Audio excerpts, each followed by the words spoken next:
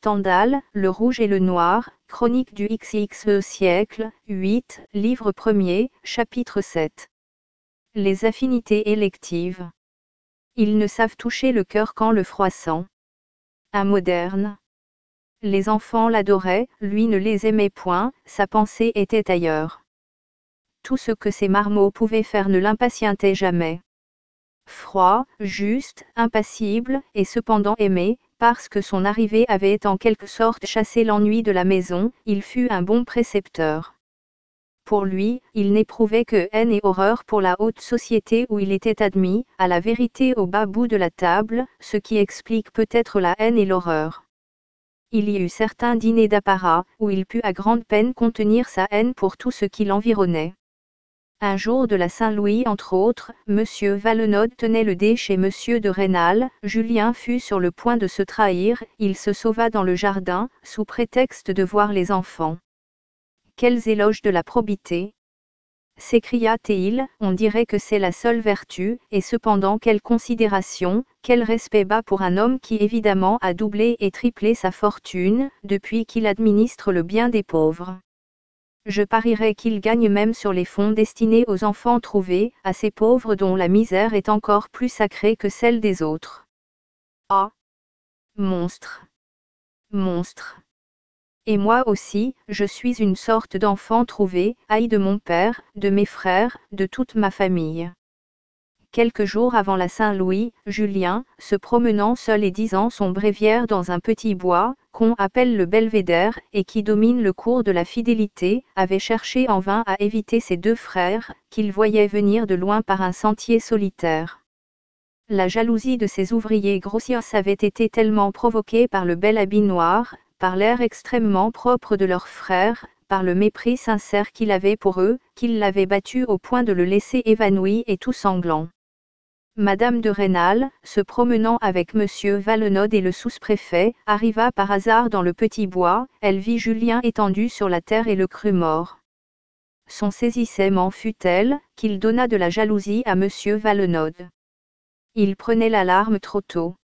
Julien trouvait Madame de Rênal fort belle, mais il la haïssait à cause de sa beauté, c'était le premier écueil qui avait failli arrêter sa fortune.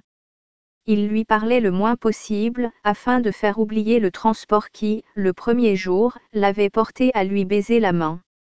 Élisa, la femme de chambre de Madame de Rênal, n'avait pas manqué de devenir amoureuse du jeune précepteur, elle en parlait souvent à sa maîtresse. L'amour de mademoiselle Élisa avait valu à Julien la haine d'un des valets. Un jour, il entendit cet homme qui disait à Élisa, « Vous ne voulez plus me parler depuis que ce précepteur crasseux est entré dans la maison. » Julien ne méritait pas cette injure, mais, par instinct de joli garçon, il redoubla de soin pour sa personne. La haine de M. Valenod redoubla aussi. Il dit publiquement que tant de coquetterie ne convenait pas à un jeune abbé. À la soutane près, c'était le costume que portait Julien. Madame de Rênal remarqua qu'il parlait plus souvent que de coutume à mademoiselle Élisa, elle apprit que ces entretiens étaient causés par la pénurie de la très petite garde-robe de Julien. Il avait si peu de linge, qu'il était obligé de le faire laver fort souvent hors de la maison, et c'est pour ces petits soins qu'Élisa lui était utile. Cette extrême pauvreté, qu'elle ne soupçonnait pas, toucha Madame de Rênal, elle eut envie de lui faire des cadeaux, mais elle n'osa pas, cette résistance intérieure fut le premier sentiment pénible que lui causa Julien. Jusque-là le nom de Julien et le sentiment d'une joie pure et toute intellectuelle étaient synonymes pour elle. Tourmentée par l'idée de la pauvreté de Julien, Madame de Rênal parla à son mari de lui faire un cadeau de linge. « Quel du prix ?» répondit-il. « Quoi ? Faire des cadeaux à un homme dont nous sommes parfaitement contents, et qui nous sert bien. Ce serait dans le cas où il se négligerait qu'il faudrait stimuler son zèle. » Madame de Rênal fut humiliée de cette manière de voir, elle ne l'eut pas remarqué avant l'arrivée de Julien. Elle ne voyait jamais l'extrême propreté de la mise, d'ailleurs fort simple, du jeune abbé, sans se dire, ce pauvre garçon, comment peut-il faire ? Peu à peu, elle eut pitié de tout ce qui manquait à Julien, au lieu d'en être choquée. Madame de Rênal était une de ces femmes de province que l'on peut très bien prendre pour des sottes pendant les 15 premiers jours qu'on les voit. Elle n'avait aucune expérience de la vie, et ne se souciait pas de parler. Douée d'une âme délicate et dédaigneuse, cet instinct de bonheur naturel à tous les êtres faisait que, la plupart du temps, elle ne donnait aucune attention aux actions des personnages grossiers au milieu desquels le hasard l'avait jetée. On l'eût remarqué pour le naturel et la vivacité d'esprit, si elle eût reçu la moindre éducation. Mais en sa qualité d'héritière, elle avait été élevée chez des religieuses adoratrices passionnées du Sacré-Cœur de Jésus, et animées d'une haine violente pour les Français ennemis des Jésuites.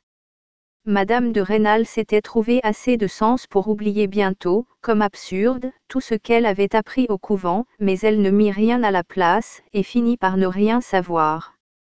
Les flatteries précoces dont elle avait été l'objet en sa qualité d'héritière d'une grande fortune, et un penchant décidé à la dévotion passionnée, lui avaient donné une manière de vivre tout intérieure. Avec l'apparence de la condescendance la plus parfaite et d'une abnégation de volonté, que les maris de Verrières citaient en exemple à leurs femmes, et qui faisait l'orgueil de Monsieur de Rênal, la conduite habituelle de son âme était en effet le résultat de l'humeur la plus altière. Telle princesse, citée à cause de son orgueil, prête infiniment plus d'attention à ce que ces gentilshommes font autour d'elle, que cette femme si douce, si modeste en apparence, n'en donnait à tout ce que disait ou faisait son mari. Jusqu'à l'arrivée de Julien, elle n'avait réellement eu d'attention que pour ses enfants. Leurs petites maladies, leurs douleurs, leurs petites joies, occupaient toute la sensibilité de cette âme qui, de la vie, n'avait adoré que Dieu, quand elle était au Sacré-Cœur de Besançon.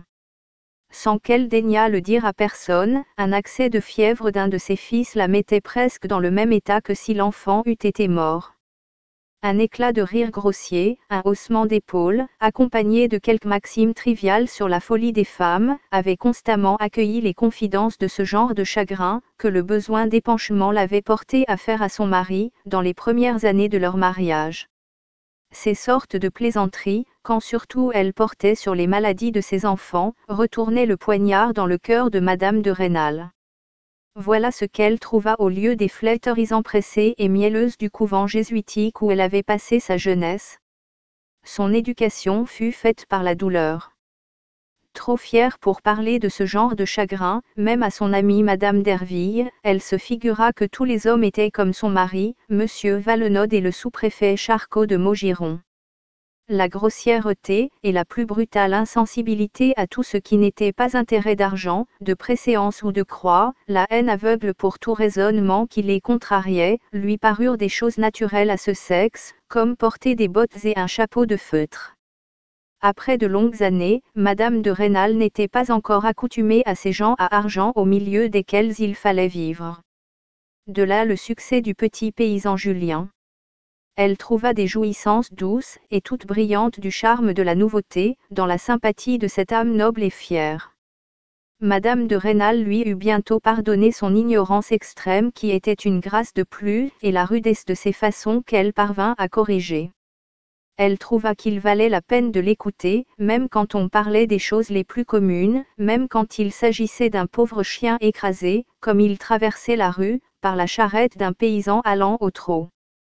Le spectacle de cette douleur donnait son gros rire à son mari, tandis qu'elle voyait se contracter les beaux sourcils noirs et si bien arqués de Julien. La générosité, la noblesse d'âme, l'humanité lui semblèrent peu à peu n'exister que chez ce jeune abbé. Elle eut pour lui seul toute la sympathie et même l'admiration que ces vertus excitent chez les âmes bien nées. À Paris, la position de Julien envers Madame de Rênal eût été bien vite simplifiée, mais à Paris, l'amour est fils des romans.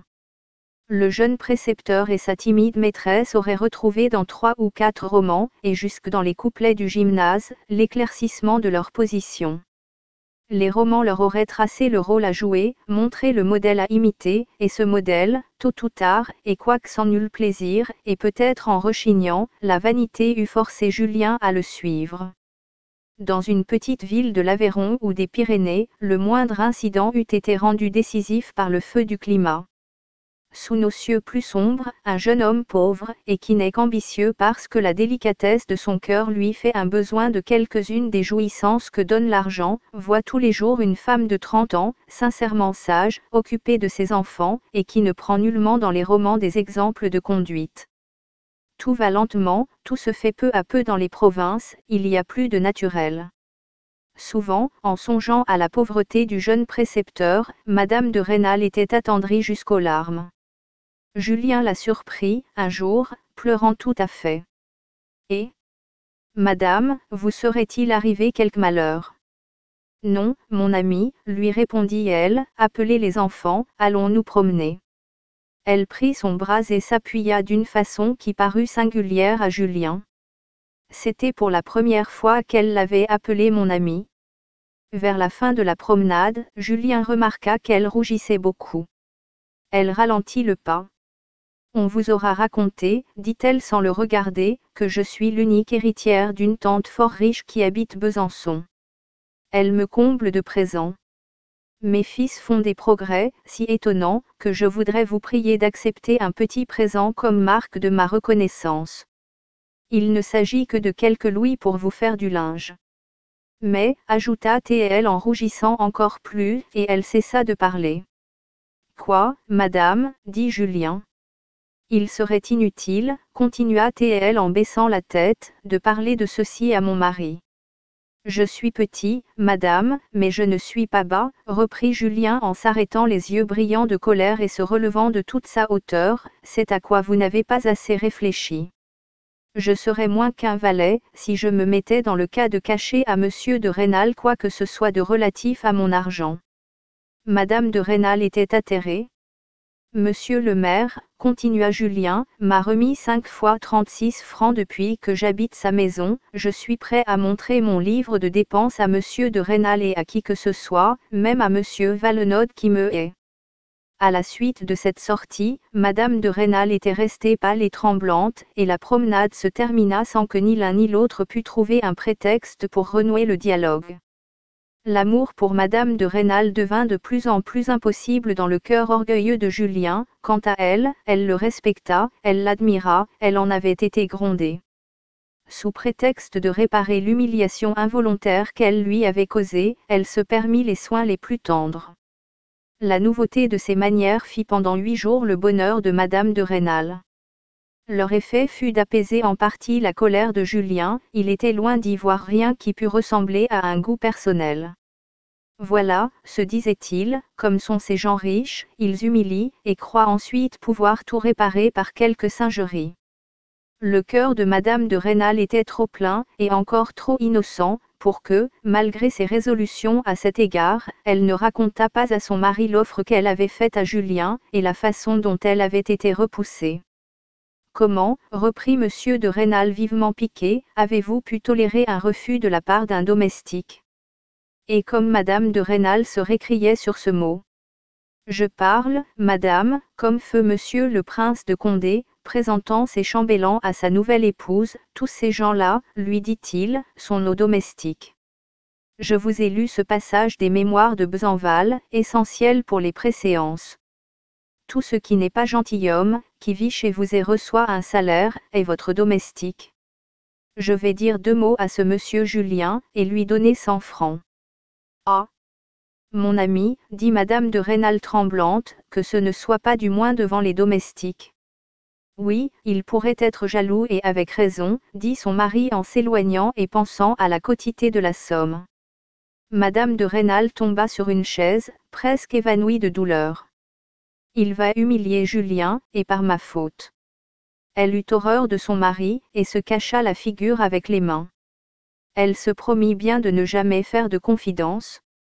Lorsqu'elle revit Julien, elle était toute tremblante, sa poitrine était tellement contractée qu'elle ne put parvenir à prononcer la moindre parole. Dans son embarras, elle lui prit les mains qu'elle serra. Eh bien, mon ami, lui dit-elle enfin, était-vous content de mon mari? Comment ne le serais-je pas, répondit Julien avec un sourire amer, il m'a donné 100 francs. Madame de Rênal le regarda comme incertaine. Donnez-moi le bras, dit-elle enfin avec un accent de courage que Julien ne lui avait jamais vu. Elle osa aller jusque chez le libraire de Verrières, malgré son affreuse réputation de libéralisme. Là, elle choisit pour 10 louis de livres qu'elle donna à ses fils. Mais ces livres étaient ceux qu'elle savait que Julien désirait. Elle exigea que là, dans la boutique du libraire, chacun des enfants écrivît son nom sur les livres qui lui étaient échus en partage. Pendant que Madame de Rênal était heureuse de la sorte de réparation qu'elle avait l'audace de faire à Julien, celui-ci était étonné de la quantité de livres qu'il apercevait chez le libraire. Jamais il n'avait osé entrer en un lieu aussi profane, son cœur palpitait. Loin de songer à deviner ce qui se passait dans le cœur de Madame de Rênal, il rêvait profondément aux moyens qu'il y aurait, pour un jeune étudiant en théologie, de se procurer quelques-uns de ses livres. Enfin il eut l'idée qu'il serait possible avec de l'adresse de persuader à Monsieur de Rênal qu'il fallait donner pour sujet de thème à ses fils l'histoire des gentilshommes célèbres nés dans la province. Après un mois de soins, Julien vit réussir cette idée, et à un tel point que, quelque temps après, il osa hasarder, en parlant à Monsieur de Rênal, la mention d'une action bien autrement pénible pour le noble maire. Il s'agissait de contribuer à la fortune d'un libéral, en prenant un abonnement chez le libraire.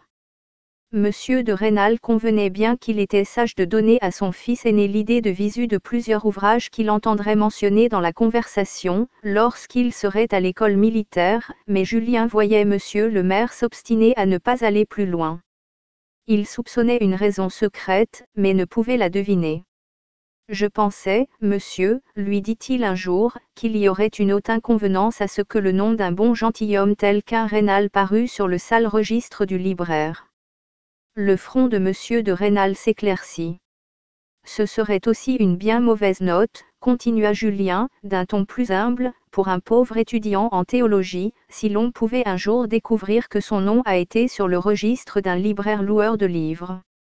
Les libéraux pourraient m'accuser d'avoir demandé les livres les plus infâmes, qui sait même s'ils n'iraient pas jusqu'à écrire après mon nom les titres de ces livres pervers. Mais Julien s'éloignait de la trace. Il voyait la physionomie du maire reprendre l'expression de l'embarras et de l'humeur. Julien se tut. Je tiens mon homme, se dit-il.